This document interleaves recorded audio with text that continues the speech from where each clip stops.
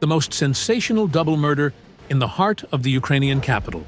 Who and why took the lives of a young man and woman? Do not miss it. The psychics will uncover a chilling secret. This is Psychic Investigations, only real and gripping stories. People who call themselves clairvoyants investigate shocking paranormal anomalies and complex criminal cases.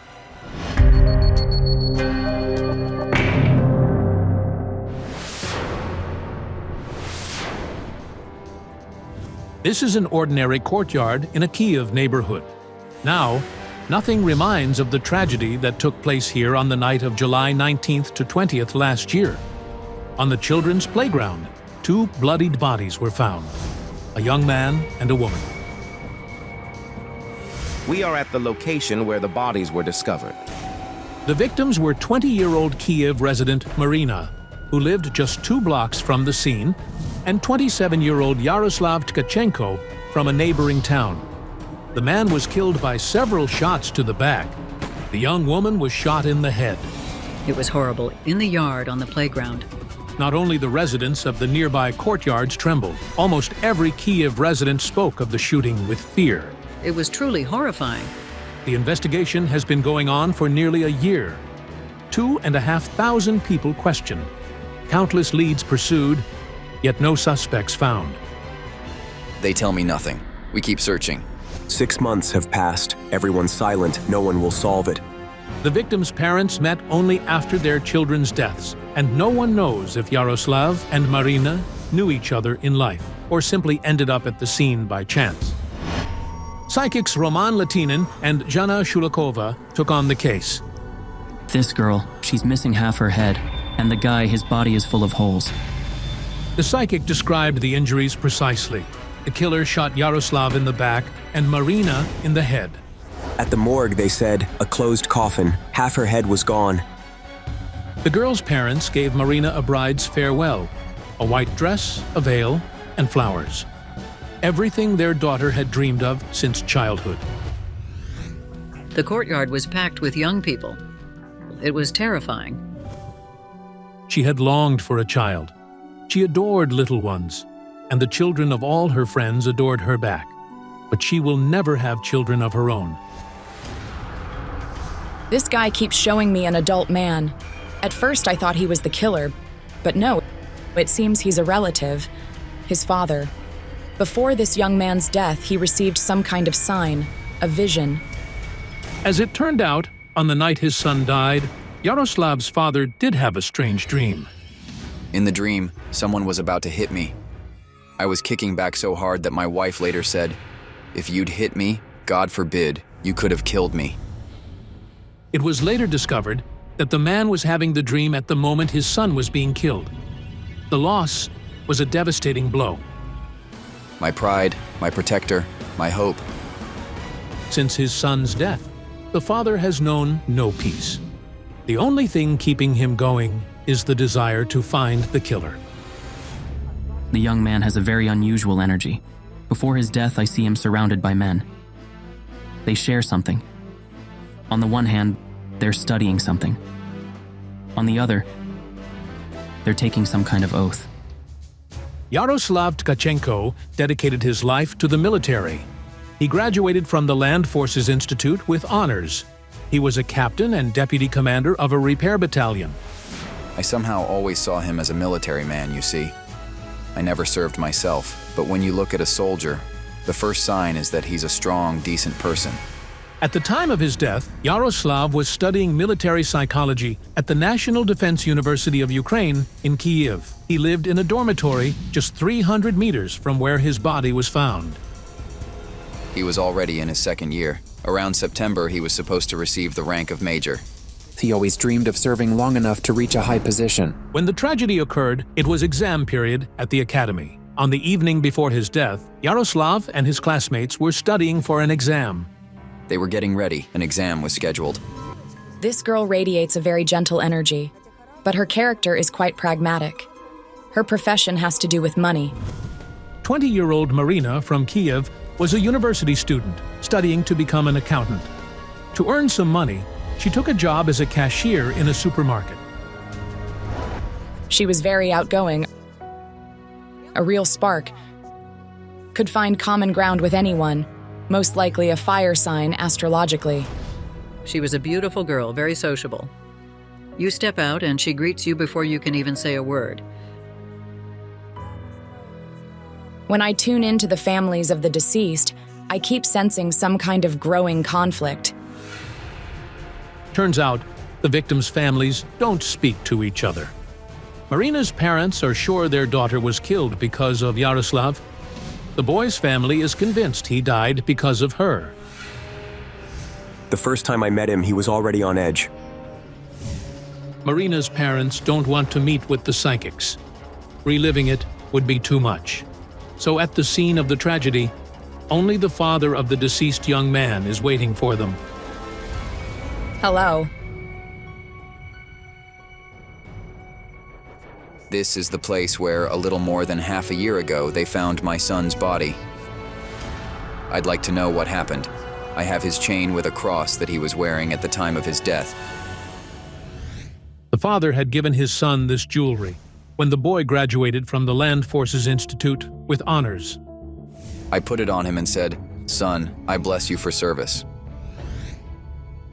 Perhaps this personal item, which absorbed the energy of his death, will help the psychics find out what happened that terrible night. Please hold the cards for a moment.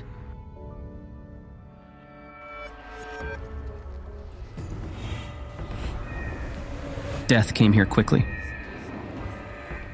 For him, it was completely unexpected. He fell forward, chest first, lying on his stomach. It feels like he had twisted himself under somehow. When the son was killed, his father was at home. At 6 in the morning, police called to deliver the terrible news. The man immediately set off for Kiev. From the crime scene photos, he recognized his son.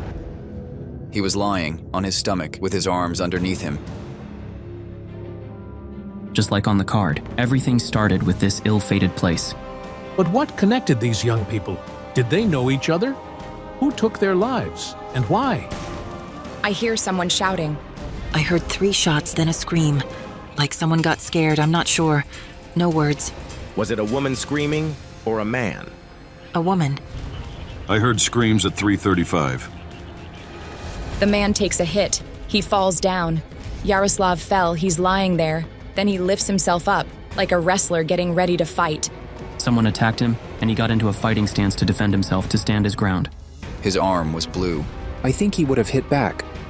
Stood up for the girl if someone was bothering her. I don't see that Yaroslav was shot from point-blank range. It was a bit farther. From that side. Approximately that direction, so quite diagonally. The bullet traveled quite a distance. I can see and hear the bullet flying. Yaroslav's father has been a hunter for many years. He was able to estimate the distance and trajectory of the bullet that struck his son, which matches what the psychics are describing.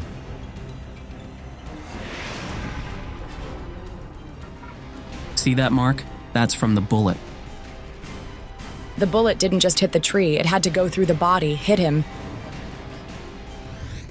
It's unbelievable. One of the bullets passed through the boy's body and got stuck in a tree. The investigation confirmed. But who and why brutally killed these young people? The person knew what he was doing. He has used a weapon before because after firing, he started chasing the woman. And pretty fast at that. The residents of this neighborhood are active and former military and law enforcement officers.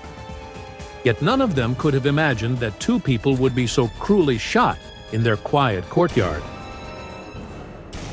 The cops came around, no one heard anything or knows anything.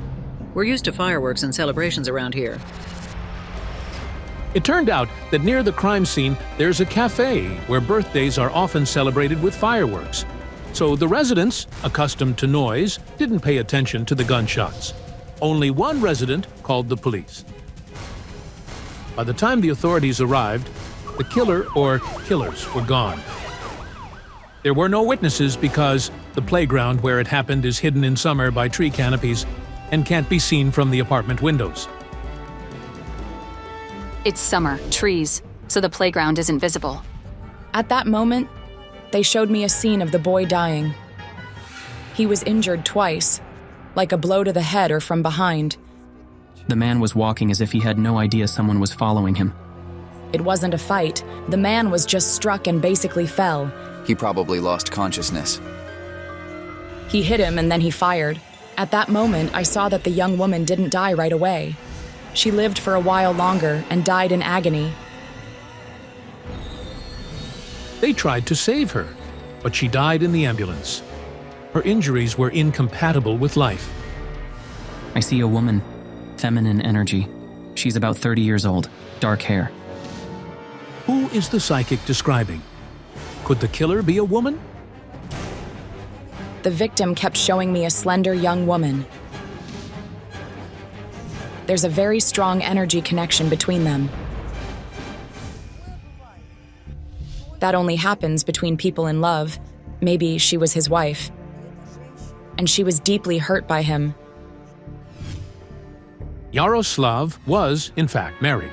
He and Irina wed 6 years ago, but their marriage fell apart after just a year. Two very strong people, with strong energy, who couldn't give in to each other in anything. It was a breakup born of great love. Yaroslav grew jealous of Irina over his friend, and she never forgave him for his baseless suspicions of infidelity. On the night the murder was committed, his wife was not in Kiev at all. After Yaroslav's death, his wife lost all meaning in life. She spends all her free time either at the cemetery or in the places where they once walked together. He is still an incredibly dear person to me. I will never forget him. And her feelings must have been mutual. He loved her, and he kept loving her even after they separated. During the investigation, I felt that the victims knew each other. But only briefly. About a week. But what connected them? Our investigation revealed that they did indeed know each other. They met just a week before the tragedy. That's very strange. They just met, and a week later, both were killed. Could it be a terrible coincidence, or was it intentional? But why? It's just strange. There are so many people constantly around him. On the last evening, Yaroslav was in the dormitory, but his roommates flatly refused to comment on anything. I'm on active military service. I have no right to speak with you over the phone. It seems he was in the company of some people, and then he left and went somewhere. Someone knew he was going to come here. Is this dormitory far from here? Let me take you there. The girl shows me she was with the guy in some kind of building. Like a dormitory. But it's not just a dorm. It's practically a military facility. How could a civilian girl get onto a restricted site? The dormitory where Yaroslav lived was indeed a restricted facility. Outsider access was limited, so the psychics had to tune in to the energy of that terrible night from a distance. That day he really was there, surrounded by his friends. But he left the place without them. The deceased girl was there 100%, but she wasn't doing anything illegal, except that her very presence in the dorm was against the rules. Off camera, Academy cadets confirmed that Yaroslav managed to get the girl through the checkpoint. But why would Yaroslav, who had known Maryna for only a week, bring her into a military base at night, on the eve of an exam? They were sitting together at night, talking, deciding something. Suddenly he needs to do something. They go out together as a pair. We learned that the guy and the girl left the dorm together after 2 in the morning. It's as if they're hiding from something or someone, like they're waiting something out. I just can't tell what exactly. You know, he's like a knight, and he would never just leave a girl alone. The guys used to call him a gentleman. Standing here, I get the feeling someone was watching. Like they were being observed. The boy and girl were walking not exactly in the direction where the bodies were found. He suddenly felt like having a smoke. Yes, he smoked. From here, they could have headed toward the store. Do you even have any stores around here that would be open at 2 in the morning? Yes, there's a store somewhere around here. Then let's go there. It's about 100 meters from here. They were walking together, but it's like there were someone's eyes on them all the time, as if someone was watching. As I understand it, we've arrived at the store we were interested in. The store's security guard recalled a young man and girl who, about an hour and a half before the tragedy, around 2 a.m., came here to buy cigarettes. Yaroslav and Maryna, after spending some time near this store, headed toward the courtyard where their bodies were later found.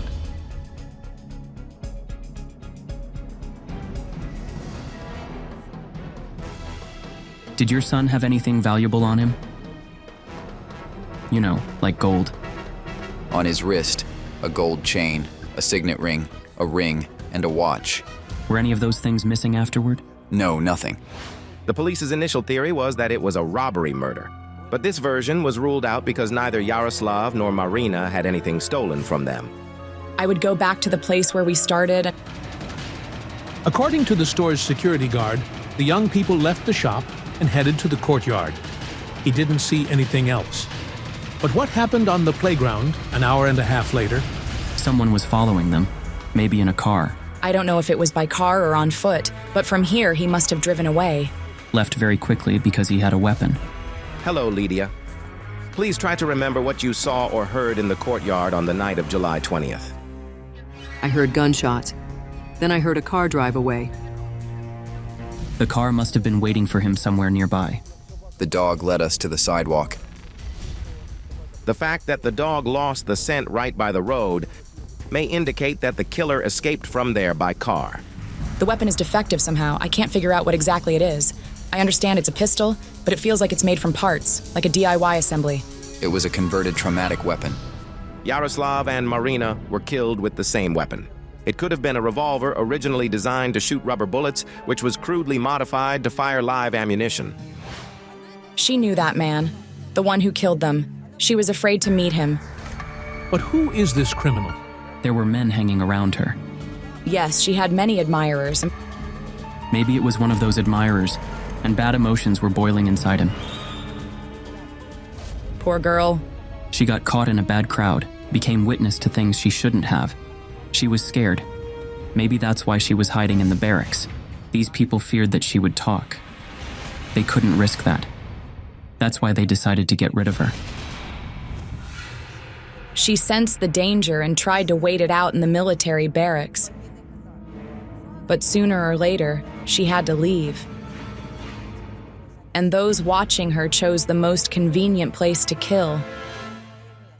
A nearly unseen children's playground. As a result of the investigation, we found out that a few days before her death, Maryna called her friend. For obvious reasons, the girl doesn't want to appear on camera. She's afraid. She said Maryna complained about threats, but she didn't share any details. Someone kept calling her constantly. She called me, upset, and said, "Yana, I don't know what to do." I asked her to tell me more, but she didn't say anything. There's big money involved. What she saw was some kind of scam. And that man didn't want to come up in that scheme. They just dumped her. She was looking for protection. She basically found it. Then, when she calmed down a bit, she decided to leave, and he, like a gentleman, offered to walk her out. He basically went the wrong way with the wrong person and stepped in to protect her without really knowing her. The fact that Yaroslav wasn't meant to be killed is shown by the pistol butt strike to the back of his head first, probably to keep him from interfering while the killer dealt with Maryna. They hit him from behind before he could see the attackers, but Yaroslav came around, so they eliminated him as an unwanted witness. But we have to find that beast somehow. He'll shoot again. Maybe this man was involved in some kind of sport, the aggressive kind. He looks Slavic, has deep-set eyes, hard gaze, and thin lips. He had a surgery, probably an appendectomy, age roughly under 35. He was wearing black sports pants. He had something dark on, like a work jacket with a white t-shirt underneath. When he shot and was leaving, he took off the jacket and wrapped the gun in it. A gun, yes. We asked law enforcement to consider the psychic's insights. Maybe what they sensed will help find the killer of the two young people. Yaroslav died a hero. You should be proud of that. Yes, he told us that. He said, "I'll try to live in such a way that you'll never be ashamed of me." Thank you. I'm just comforted knowing my son lived honestly.